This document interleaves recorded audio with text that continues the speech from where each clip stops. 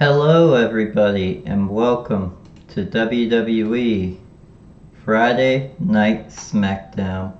We start off with Randy Orton and Jelly Roll bumping into each other and meeting for the very first time. A WWE legend and a famous musician from his hometown, because we're in Tennessee for the episode.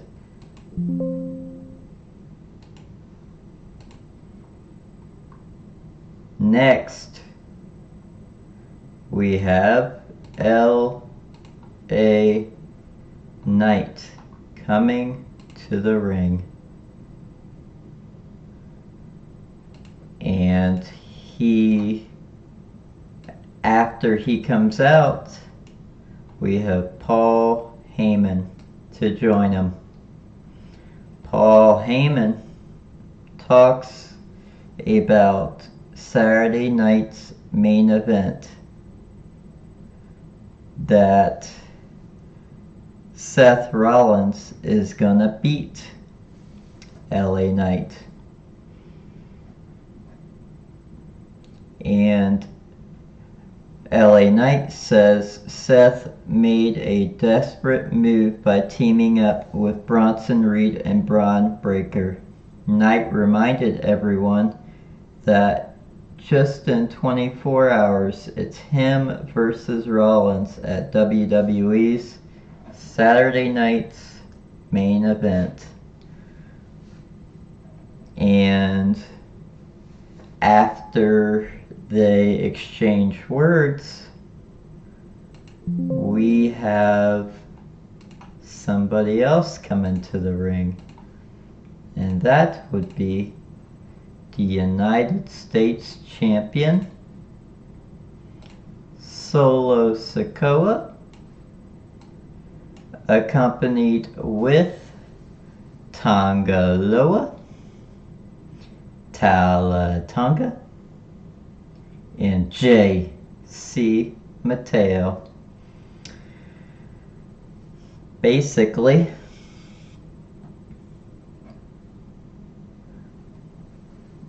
Solo Sikoa tells Paul Heyman you better run or you're gonna get put through a announce table for the second time, because my family has done that to you before. Then he gives the same opportunity to LA Knight, saying as well, you can either get out the ring or the four of us are gonna put you through a table too. And LA Knight, hearing the fans telling him not to get out the ring, listens to the fans. And by doing that,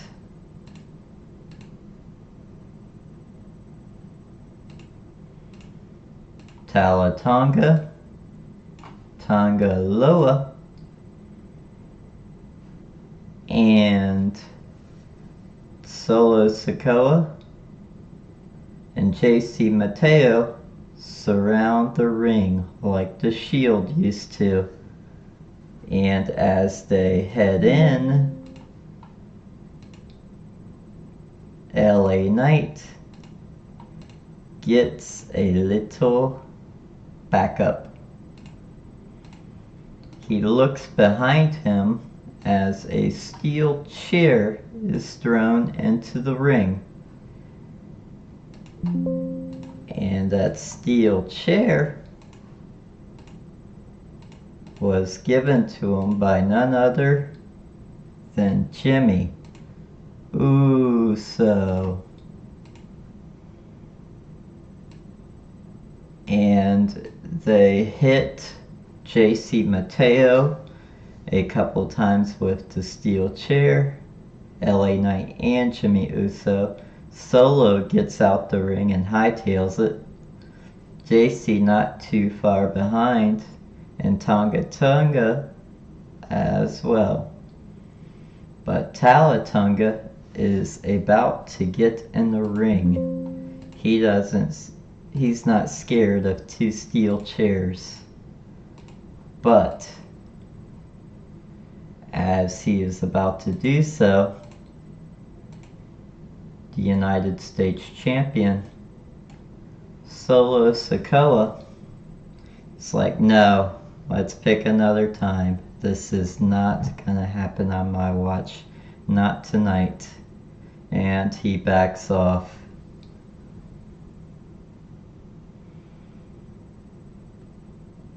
So the opening segment of Raw, of SmackDown, excuse me, I think that it delivered the point that after the Seth Rollins stuff is over, LA Knight might help out Jimmy Uso and Jacob Fatu. We will see. Or it just might be a one-night thing, saving each other's skin.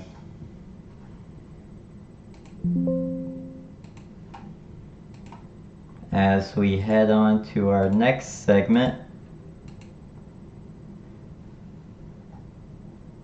we have a fatal 4-way match. Alexa Bliss versus Roxanne Perez versus Ruca versus Kairi Sane. There were some pretty intense moments in the match. Ruca really proved she belonged. She hit her finisher on both Kairi Sane and Roxanne Perez at the same time. Rodriguez and Zara were on the outside, so was Charlotte Flair. So people tried to interfere in the match, but it didn't really go to anybody's favor.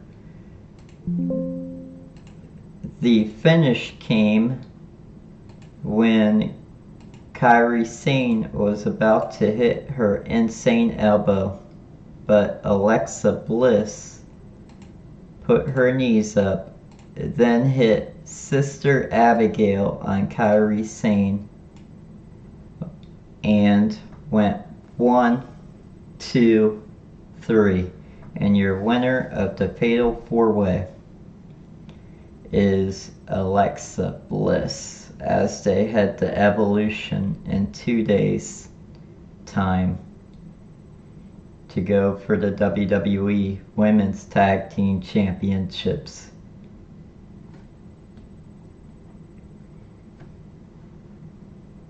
Next match we have is the Street Profits versus the Wyatt Sicks for the WWE Men's Tag Team Championships.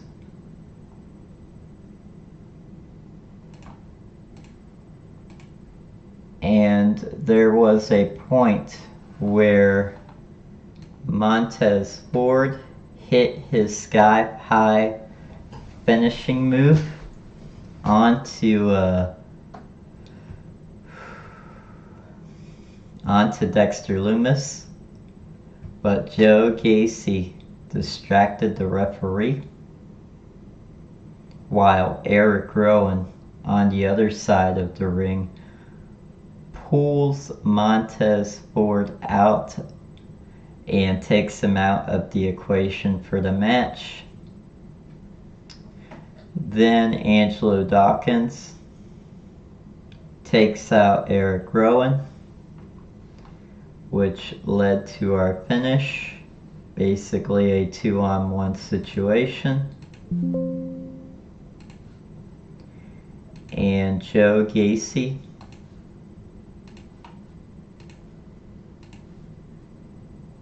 and Dexter Lumis worked together, hit their finisher, pinned Angelo Dawkins, and got the 1, 2, 3. And your winners of the match and new WWE Men's Tag Team Champions, the Wyatt Sicks. This is going to be a tough team to overcome with all their numbers. I give that segment about a 7 out of 10. Street Profits had a good reign, but it comes to an end. And the Wyatt Sicks are officially heels.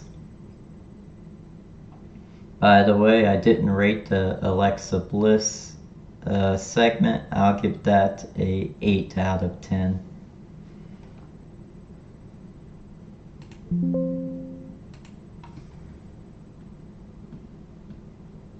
Next, we have Jelly Roll coming to the ring.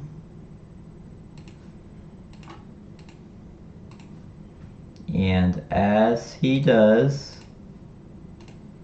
he sings to the crowd one of his latest hits, got through the whole song,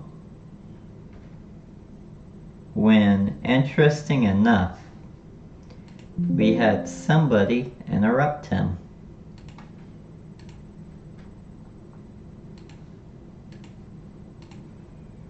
And that somebody who interrupted him ended up being Logan Paul. And boy, I want to see that match.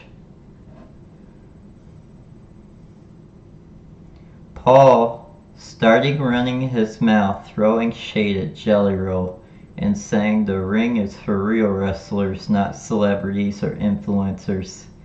He claimed he sets the bar for what a wrestler should be and bragged that WWE loves him, which is not true. WWE fans can't stand Logan Paul. He's just so darn good, though, that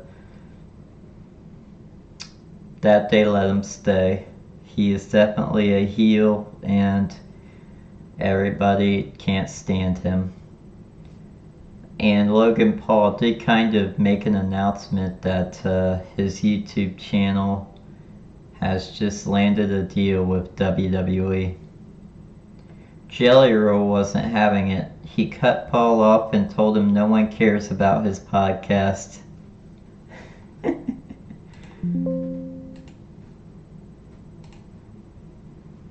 Which I thought was funny, because I don't care about it. No offense, but I don't watch it.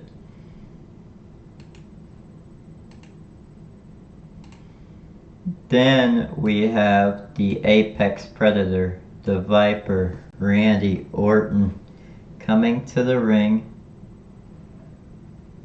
and cutting Paul off. And Randy says, "You're one to talk. You're an outsider."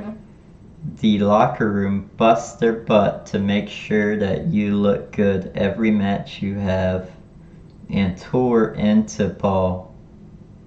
I mean, big time. But unfortunately, having Jelly Roll's back cost Randy, because as soon as Randy Orton turned around, Drew McIntyre took that opportunity to be a heel and attack him from behind, hitting him with a claymore.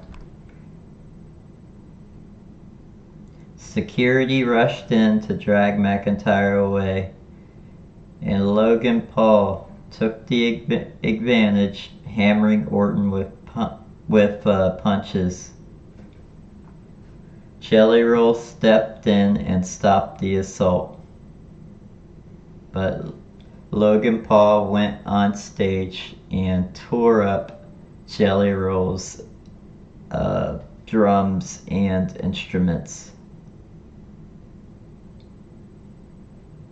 So Logan Paul and Jelly Roll.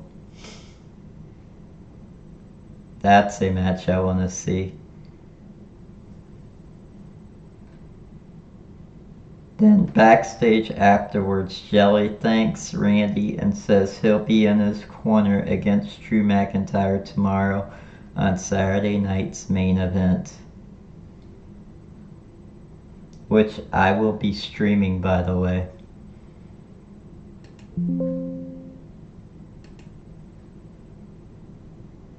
I can't air it live because of copyright, but I can stream it and tell you guys what happens when it happens.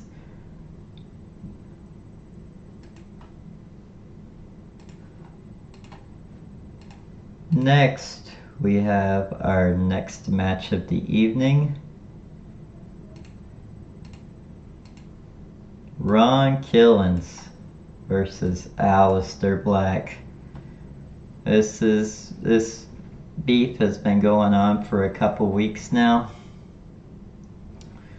First, I don't know if it was a couple weeks ago or last week, but Ron Killings got attacked by Aleister Black from behind.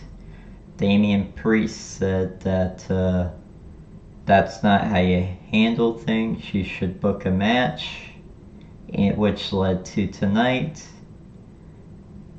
There was a little bit of back and forth, but Ron Killings ended up getting the victory, surprisingly. And he got it with the most devastating move in all of entertainment, the surprise roll-up.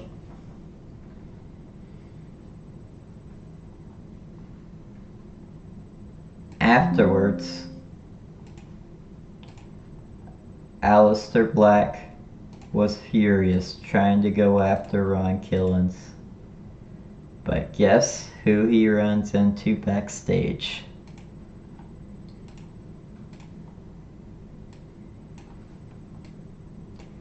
If you guessed Damian Priest, you were correct. Get yourself something good to eat, because you won the prize. Anyways, Damian Priest tried to calm Aleister Black down, but Aleister Black wasn't having it. So at first he was pretending to be calm, and then he said, nope, I'm not going to be calm anymore, and hit Damian Priest with a black mass. So that looks like another feud starting up. Damian Priest versus Aleister Black. Sign me up.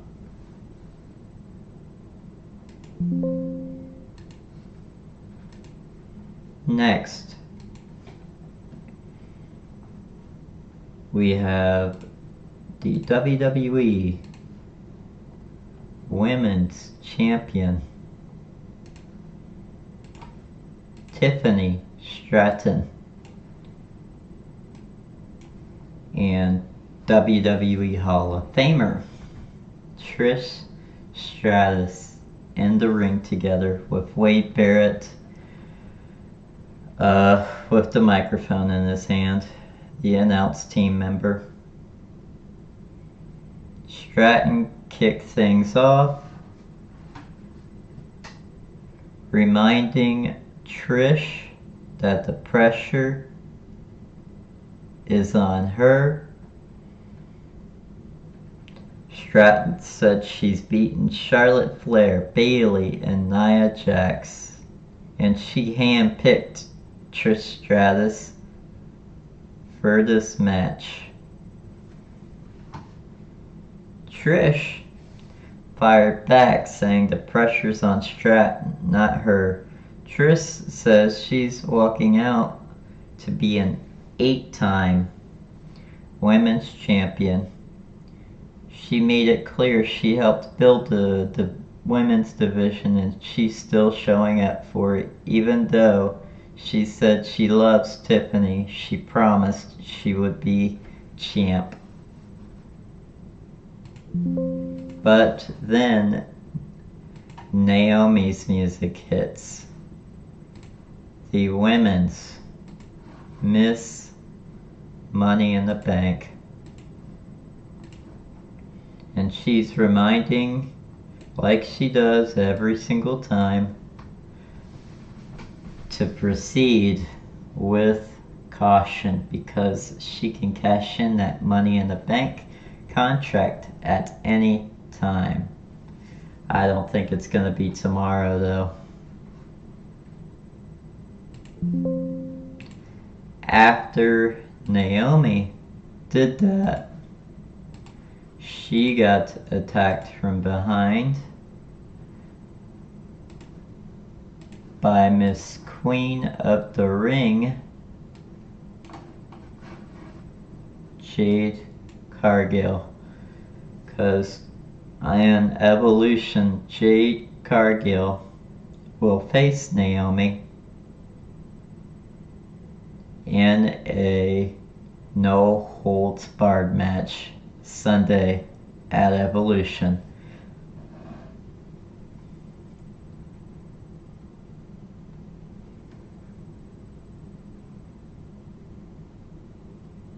After that, we got the announcers saying that WWE Champion John Cena and Cody Rhodes will be on SmackDown next Friday.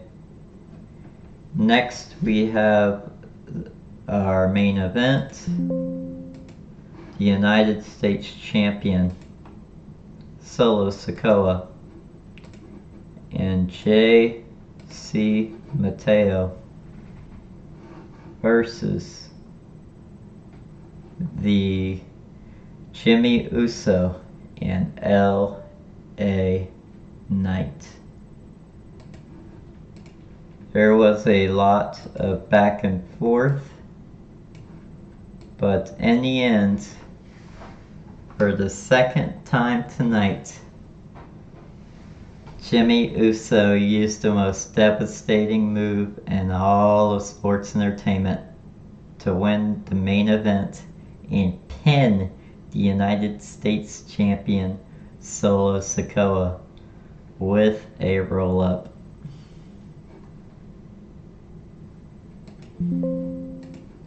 After that, J.C. Mateo's family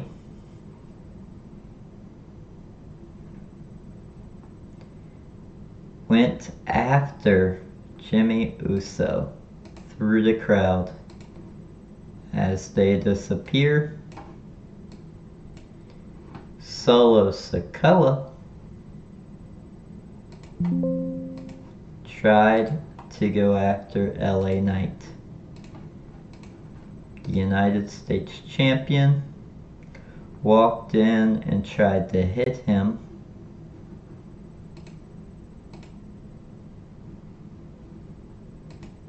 but received a blunt force trauma for his troubles. After the match,